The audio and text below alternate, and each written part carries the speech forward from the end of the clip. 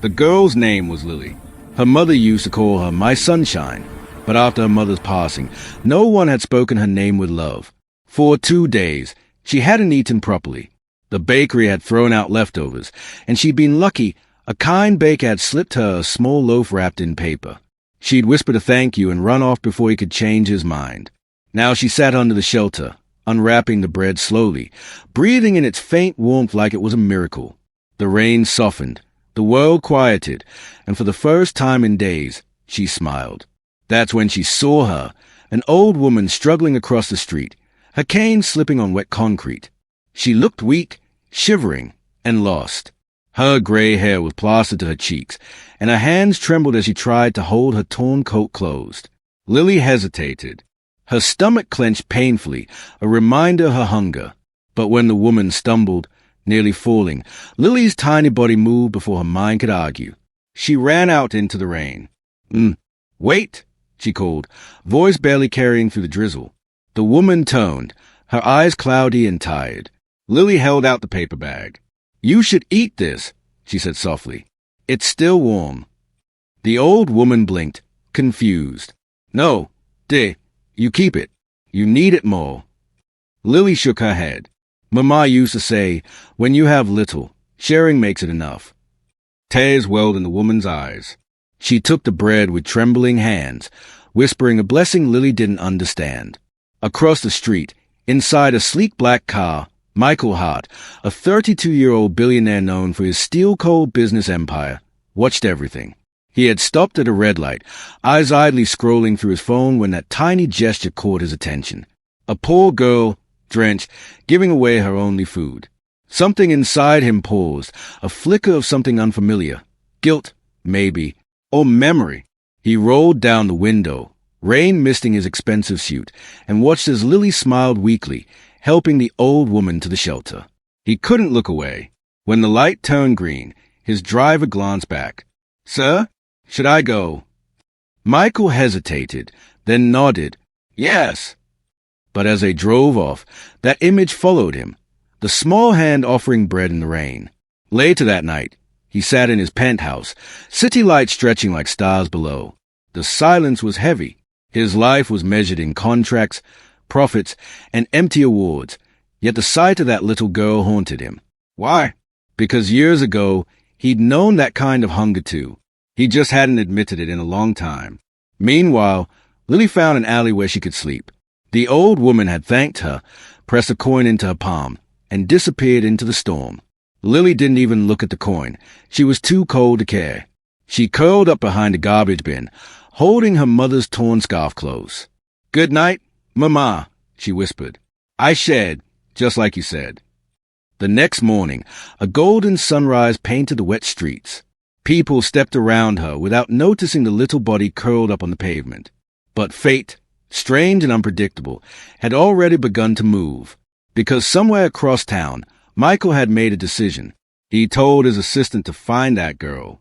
The one from the bus stop last night. He said, bring her to me. The assistant blinked.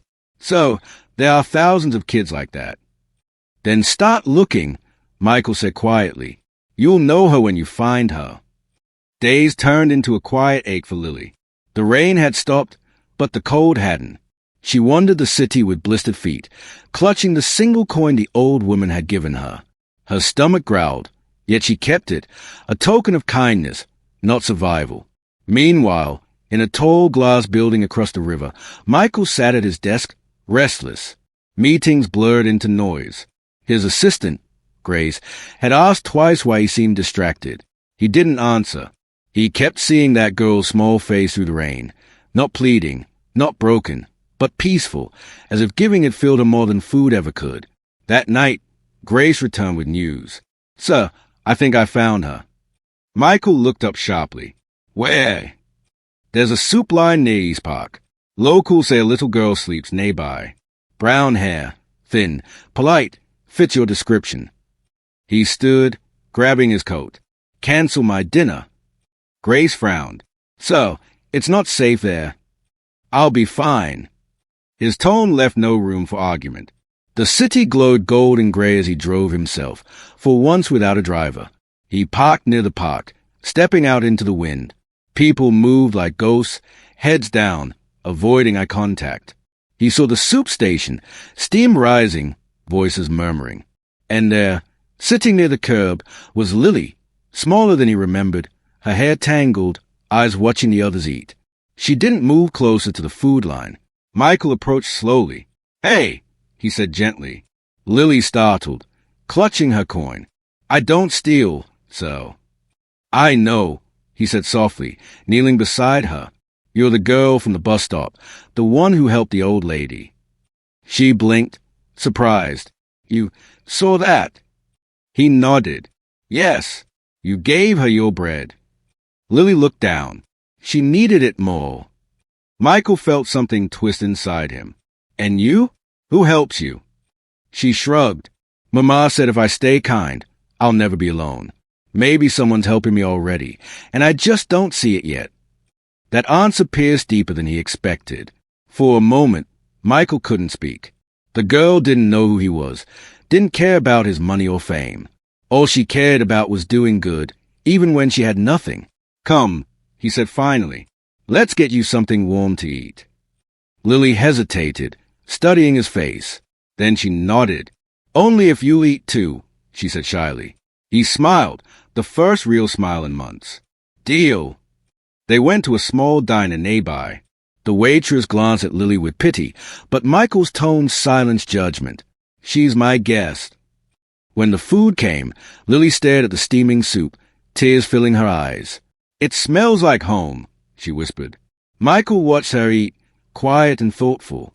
He'd bought luxury for years, dinners that cost more than most people's rent, yet none of it ever felt this pure. "Where's your family?" he asked gently. She swallowed hard. "Mima went to heaven last year. Papa, I never knew him." He nodded slowly, his heart heavy. "I'm sorry." "It's okay," she said with a faint smile. "I think she still watches me when I'm good." That sentence stayed with him long after they finished eating. Outside, the street lamps flickered on. Michael bought her a warm jacket and offered to drive her to a shelter. But Lily shook her head. "They don't like kids there. I can sleep anywhere. I'm strong." He crouched down. "Lily, would you trust me?"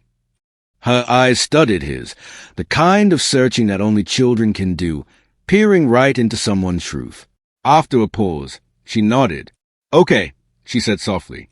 He drove her to a small community home he sponsored years ago but never visited. The caretaker gasped when he arrived in person. "Mr. Hart, this is an honor." He raised a hand. "She's the one you should honor. Take care of her, please.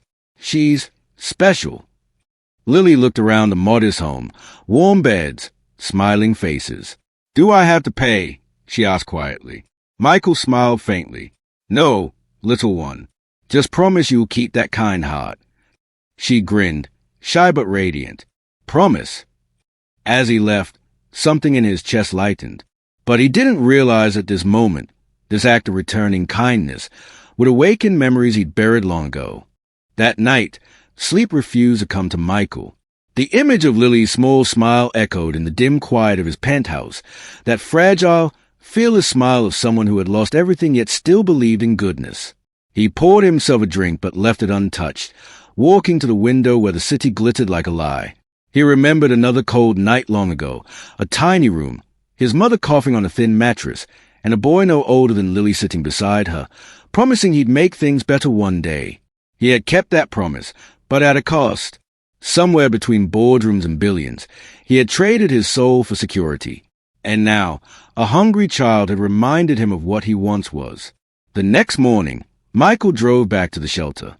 Lily was outside, sweeping the porch with a broom twice her size, humming a tune that didn't seem to belong in such a sad place. "Working already?" he teased. She looked up, grinning. "The lady said I could stay longer if I helped." He chuckled softly. "Seems fair." Then she held up something small, a folded paper. "I drew you," she said. He took it carefully. The drawing was rough, childish, a tall man beside a little girl holding bread under falling rain. Above them, she'd written, "Kindness doesn't need money." Michael's throat tightened. "You're quite the artist." She shrugged. Mama said I could make people smile even without food. Maybe that's a gift. Before he could respond, Grace arrived, holding a folder. Sir, you're late for your investors' meeting. She stopped mid-sentence when she saw Lily. This is Lily, Michael said softly. The one I told you about. Grace smiled politely. Hello, sweetheart. Lily waved shyly, then whispered to Michael, She looks like she needs a hug. Grace blinked, surprised, and laughed nervously. She's not wrong, so... Michael smiled faintly, a warmth rising that he hadn't felt in years. Maybe we all do. He promised Lily he'd return later with books and warm clothes. She handed him a tiny button she'd found. For luck, she said. He tucked it into his pocket like a secret treasure. As he drove away, Grace glanced at him. You're different lately. Maybe I'm remembering, he murmured. Remembering what? What it means to be human. Grace didn't reply, but something softened in her eyes. She'd worked for him for 6 years and had never seen him this open, this alive. That evening, Michael skipped another corporate event. Instead, he returned to the shelter, carrying boxes, toys, clothes, and books. Lily ran to him, her laughter echoing through the hallway.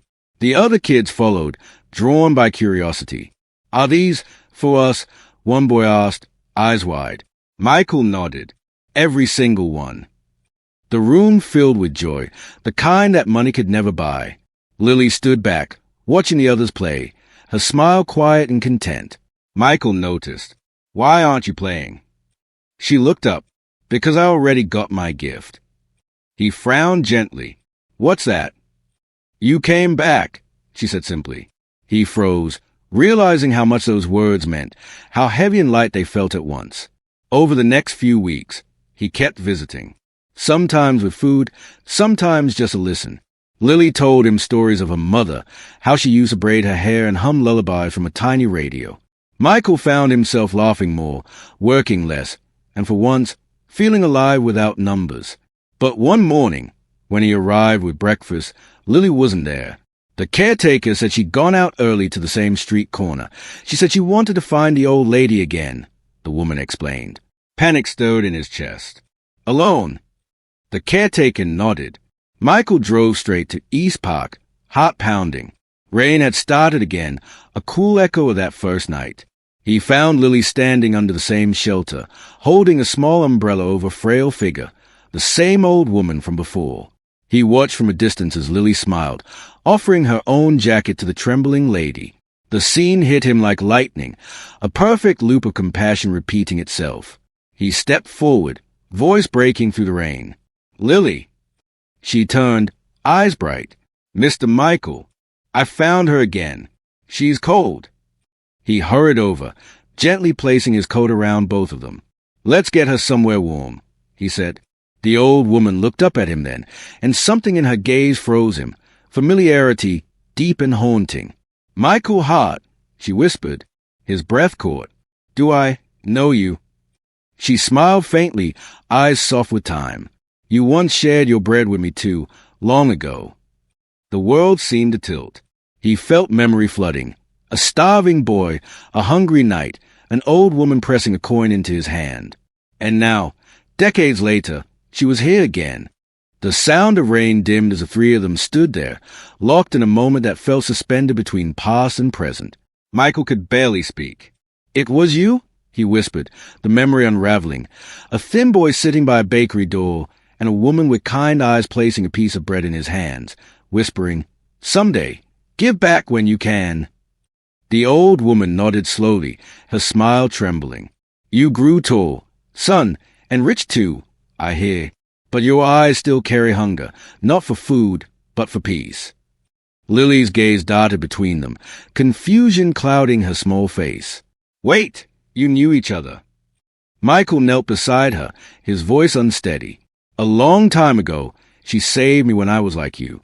I never even knew her name. The woman reached out, her wrinkled hand brushing his cheek. Names don't matter when kindness speaks first. He helped them both into his car, insisting they come with him. The drive was quiet, heavy with emotion. The rain tapped softly on the windows, like a lullaby. Lily hummed under her breath, and somehow it made everything feel less impossible.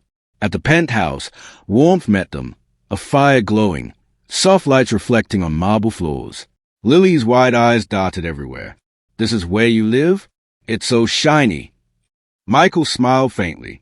"Too shiny, maybe." He led the old woman to the couch and handed her a blanket. "You should rest." But she shook her head. "I've been resting all my life. Son, tonight I want to talk." He sat beside her, Lily curling up nearby with a cup of cocoa. The woman's gaze softened. "You became what you promised that night. You gave back. But tell me, did you ever give to yourself? Forgive yourself for surviving when others didn't?" Her question sliced deep. Michael looked away, eyes stinging. "I've built empires, helped thousands, but I never went back. I never said thank you." She smiled faintly. "Then say it now, and let it free you." He turned to her, voice breaking. "Thank you for saving me, for teaching me what real wealth is." Her eyes glistened. "You already had it. Son, you just forgot." Lily, listening quietly, spoke up. "So you both shared bread before?" Michael nodded, smiling sadly. "Looks like kindness circles back." The woman chuckled weakly. "The world runs on circles of love, little one. You're part of it now." Her hands trembled, her breath shallow. Michael frowned. "You're not well, are you?" She shook her head slowly. "I'm old, dear. My time's almost done. But don't you see? Life brought us full circle so I could watch kindness bloom again, through her." She looked at Lily, eyes shining with warmth. "Keep giving, little one. You are light." Lily moved closer, clutching the woman's hand. "You'll get better. We'll take care of you." But the woman smiled, weary yet peaceful. "If I leave, promise me one thing. Don't stop sharing bread." Michael swallowed hard. "You're not leaving us tonight." The old woman chuckled faintly. "Child, I've been leaving for years. Tonight, I'm just going home." Her hand went still in Lily's. Silence filled the room, heavy, sacred, real. Lily's tears fell first, quiet and confused. Michael reached out, pulling her close as the fire flickered low. For a long time, no one spoke. Later, Michael placed a soft blanket over the woman's still form. "She saved 2 lives," he whispered, "mine and yours." Lily looked up through tears. "Why does being good hurt so much?" He knelt beside her, brushing her hair back. "Because hearts that love deeply always ache deeply too. But that's how they stay alive." They sat together until dawn, the first light touching the horizon. Michael looked at the bread Lily had kept wrapped in her small bag, still half of what she'd bought earlier for herself. She'd saved it again, for someone else. Something in him shifted permanently that morning. If that moment hit you hard, leave a red heart hash. Sometimes one little symbol says what our hearts can't. The morning light spilled across the room, soft and forgiving. Lily sat curled beside the couch where the old woman had lain, holding her tiny hands in prayer. Michael stood near the window, a quiet storm brewing behind his eyes. For the first time in years, he wasn't thinking about meetings or mergers. He was thinking about legacy, about what truly remained when everything else faded. He turned toward Lily, his voice low. "We'll give her a proper farewell, somewhere peaceful." Lily nodded slowly, her eyes puffy but resolute. "Can we put flowers? She likes soft colors." "Yes," he said gently. "We'll fill the whole place with them." 2 days later, under a silver sky, they laid the old woman to rest beneath a tree near the edge of East Park, the same place where kindness had connected them all. A small wooden cross bore her name, Evelyn Grace. Lily had written it carefully in chalk. When everyone else had left, Lily stayed. "She gave us both bread," she whispered. "That means she's part of us now, right?" Michael knelt beside her. "Always." They stood there for a long while, the wind carrying fallen leaves like memories. That night, as they returned to the city, Lily dozed off in the passenger seat. Michael glanced at her reflection in the window, small, fragile, but fierce in spirit. Something inside him clicked, quiet and certain. When they reached his apartment, he tucked her into the guest room, a place that had never known warmth until now. As he pulled a blanket over her, she murmured in her sleep, "Don't forget to eat too, mister." He smiled faintly. "I won't." Days turned into a new rhythm. Mornings began with laughter. Evenings ended with stories. Lily attended a nearby school Michael personally enrolled her in. Her eagerness to learn reminded him of the boy he once was, the one who dreamed of escaping hunger but had lost sight of love on the climb up. He started spending less time at the office, more time walking through parks, helping at shelters, sponsoring community kitchens under Evelyn's name. People started calling it the Bread Circle Project. It wasn't charity, it was connection. Every meal served was a story shared, every smile a quiet revolution. But one afternoon, while Michael and Grace were reviewing the next expansion site, Grace noticed something. "Sir, you know this is costing millions, right? The board's going to ask why." Michael looked up from the papers, his tone calm. "Because it's the first thing I've ever done that feels like living." Grace paused, then nodded. "You sound like her." "Who?" "Lily," she said with a small smile.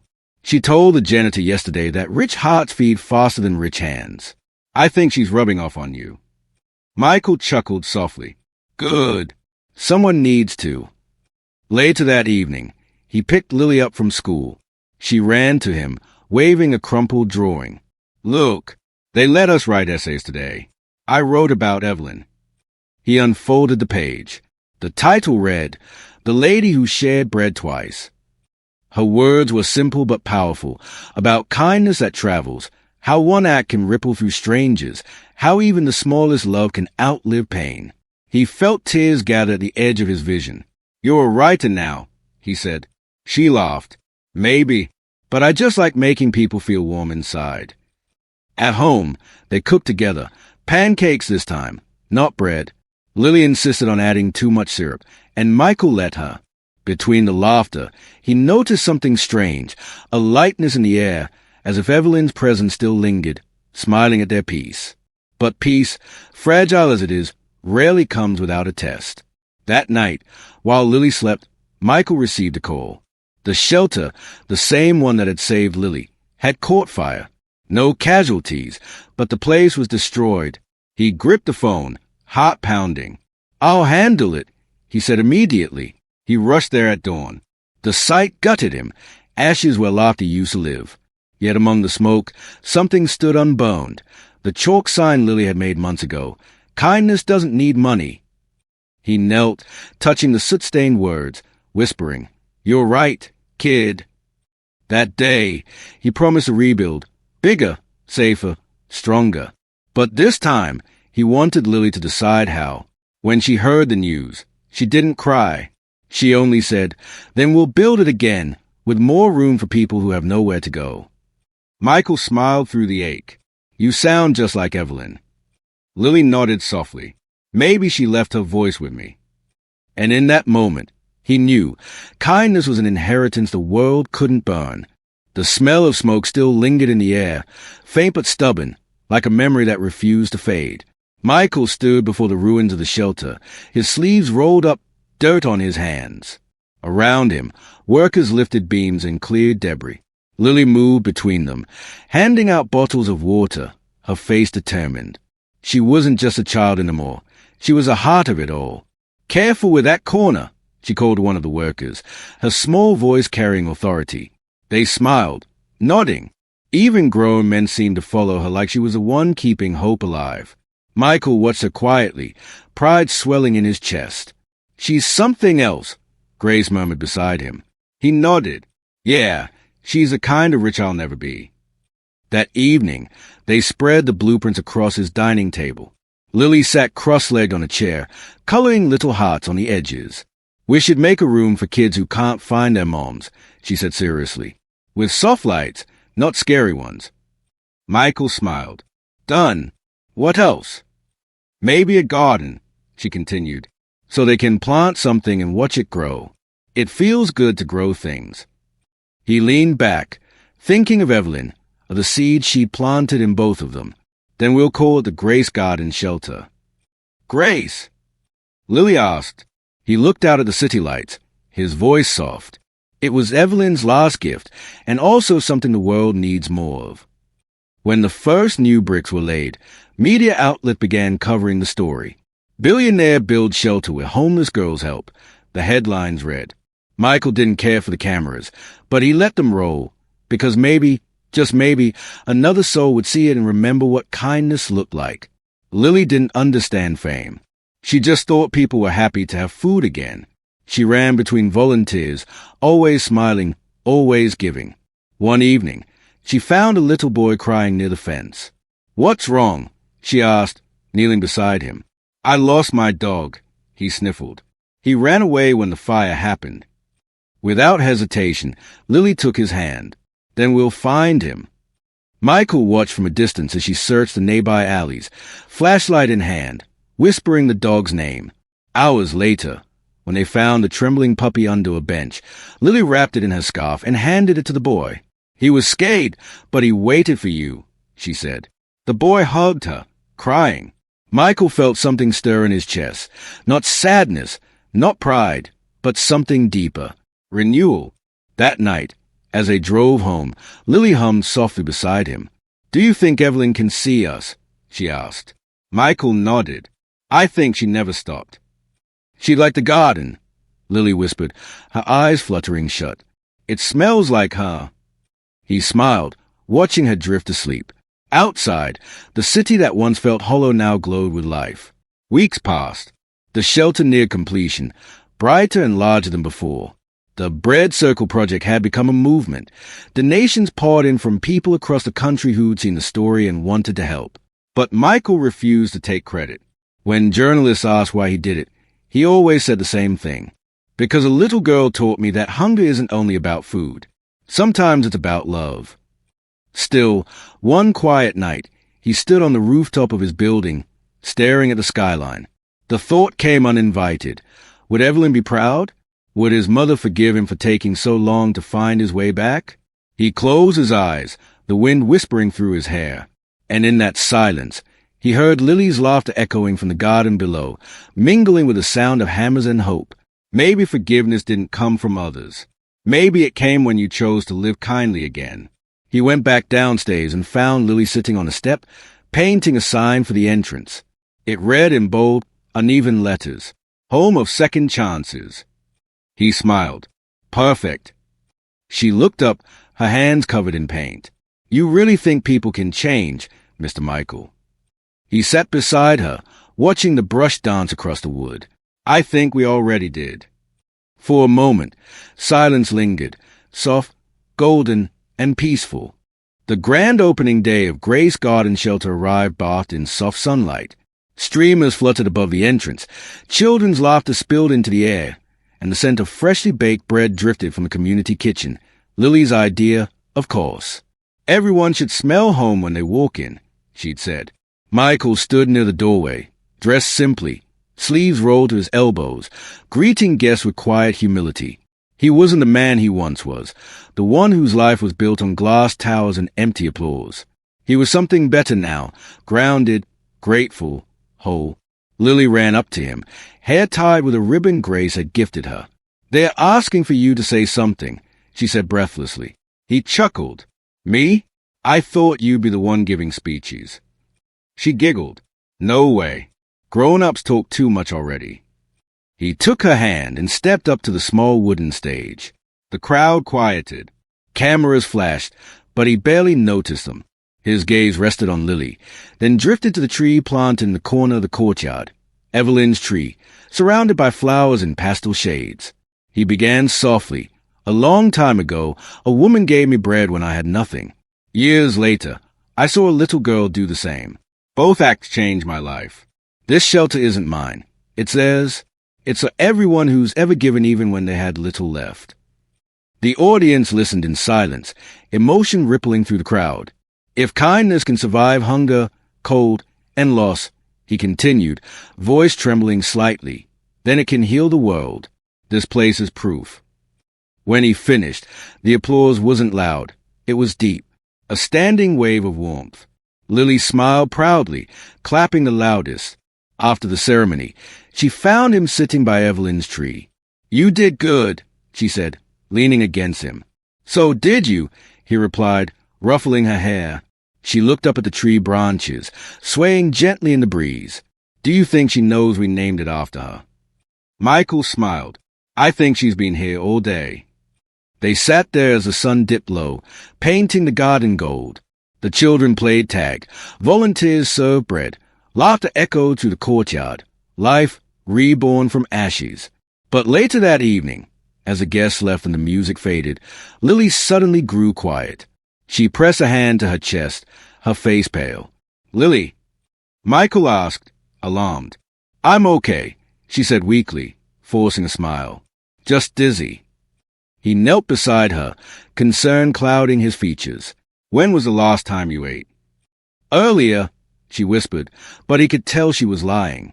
He carried her inside, refusing to take chances. Grace, call the doctor, he said sharply. Minutes later, Lily lay on a cot as a local physician checked her pulse. She's exhausted, the doctor said, and undernourished. Her immune system's been weak for a long time. The streets take their toll. Michael's heart sank. Will she recover? With care, yes, the doctor assured him. But she needs stability, rest, regular meals, no stress. When the doctor left, Michael sat beside her. You should have told me you weren't feeling well. She looked up at him with tired eyes. I didn't want to worry you. You already do so much. He brushed a tear from her cheek. You worry me when you try to be strong all the time. She smiled faintly. You sound like Mama. He laughed softly through the ache. Then she must have been very wise. 4 days afterward, he stayed by her side. He read her stories, brought her flowers from the garden, even taught her how to fold paper cranes. She loved that, said each one carried a wish.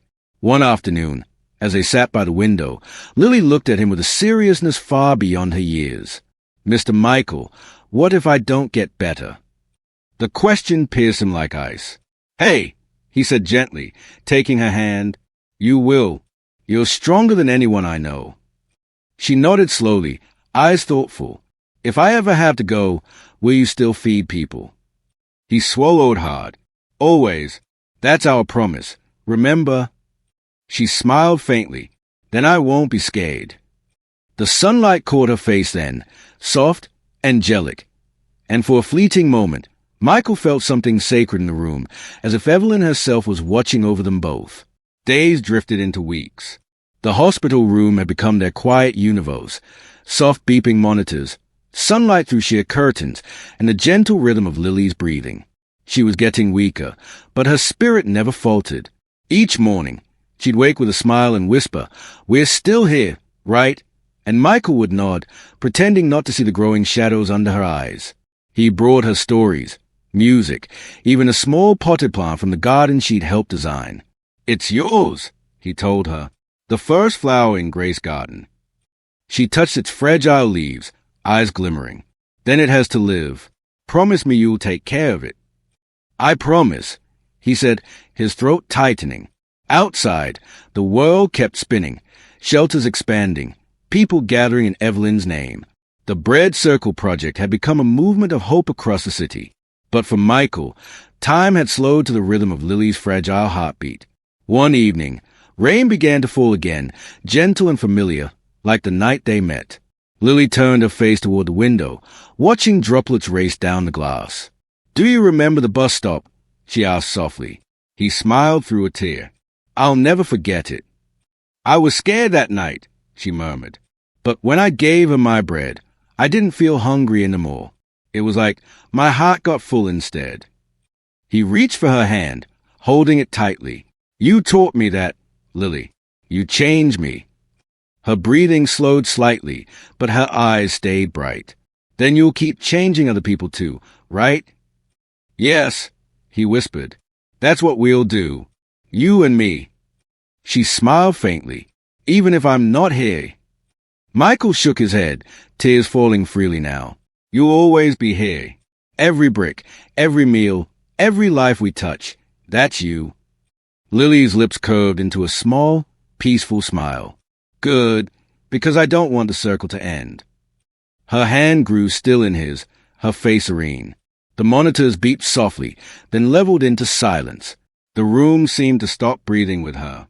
Michael pressed his forehead to her hand, grief spilling quietly into the stillness. He stayed that way for a long time, until dawn crept through the window and the world began to wake again. The next morning, news spread. The city mourned the little girl whose kindness had inspired thousands. Flowers flooded the shelter steps. Candles flickered beneath Evelyn's tree. Michael didn't speak publicly for weeks. He just worked, silently, tirelessly, finishing the new children's wing Lily had dreamed of. Above the entrance, he hung a small wooden sign she'd painted days before she fell ill. It read, in crooked letters, "Love is a bread that never runs out." Months later, on what would have been Lily's birthday, the shelter held a celebration instead of memorial. Children laughed, volunteers baked bread, and in the center of the garden stood the potted plant she had loved, now grown into a flowering vine. Its blooms were white, pure, and alive. Michael stood by the tree, hands in his pockets, eyes lifted to the sky. Grace approached quietly. "You did what she asked," she said softly. He smiled faintly. "No, we did." The circle's still turning. He knelt by the vine and whispered, "You made the world softer. Lily, you did what most of us never could." The wind stirred then, brushing through the leaves. For a fleeting second, it felt like laughter, light and familiar. He looked up, heart swelling, and smiled through his tears. That night, as he locked the shelter doors, he passed by the mural the children had painted, Lily holding a loaf of bread, Evelyn by his side, and Michael in the background with his hand over his heart. Beneath it were the words, "Kindness returns home." He turned off the lights, but the mural glowed faintly in the moonlight, as if the story still breathed. And perhaps it did, because every morning after, when the first loaf of bread was served to a stranger, someone always whispered her name.